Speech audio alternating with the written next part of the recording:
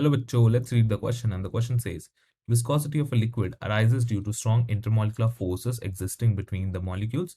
Stronger the intermolecular forces, greater is the viscosity. Name the intermolecular forces existing in the following liquids and arrange them in the increasing order of their viscosities. Also give reason for their assigned order in one line. तो हमें बताना है कि water, hexane, glycerine में किसका जो viscosity value होगा increasing order में लिखना है हमें, वो बताएंगे। और यहाँ पे उसका रीजन भी देना है वन लाइन में।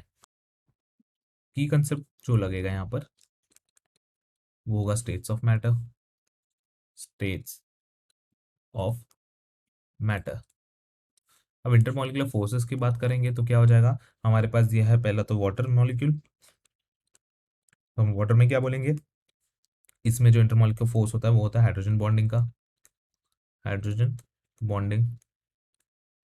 सिमिलरली ग्लिसरीन जो है इसमें भी क्या होता है, हाइड्रोजन बॉन्डिंग होगा, हाइड्रोजन बॉन्डिंग।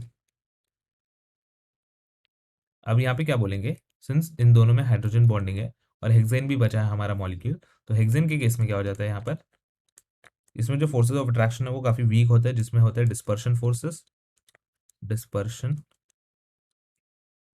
फोर्सेस और लंडन फोर्सेस। ये होते हैं इंटरमॉलिक्यूलर फोर्सेस हेक्सेन में। तो यहां से हम क्या कह सकते हैं कि द ऑर्डर ऑफ विस्कोसिटी हमें जो बताना होगा, द ऑर्डर ऑफ विस्कोसिटी,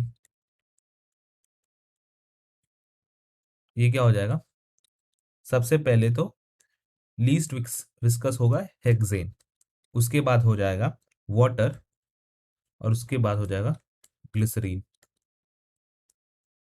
कि विस्कोसिटी जो है वो डिपेंड करेगा हाइड्रोजन बॉन्डिंग पे। विस्कोसिटी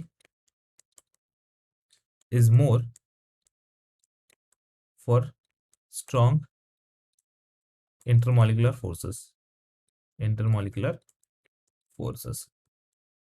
और अगर हम कंपेयर करेंगे इसका स्ट्रेंथ जिसका है डिस्पर्शन फोर्स लंडन फोर्स का कंपैरेटिवली हाइड्रोजन बॉन्डिंग के साथ, तो वो काफी कम हो जाता है डिस्पर्शन फोर्स और लंडन फोर्स का। इसीलिए हम क्या कहेंगे, विस्कोसिटी उसका जो हो जाएगा सबसे कम हो जाएगा और हाइड्रोजन बॉन्डिंग के केस में वो ज्यादा हो जाएगा। अब हमने ग्लिसरीन को सबसे ज्यादा विस्कस माना है क्योंकि ग्लिसरीन के पास जो होता है हमारे पास, glycerine has 3 OH groups. Hence, we can conclude that it is most viscous. Hope you have understood it well. Best of luck.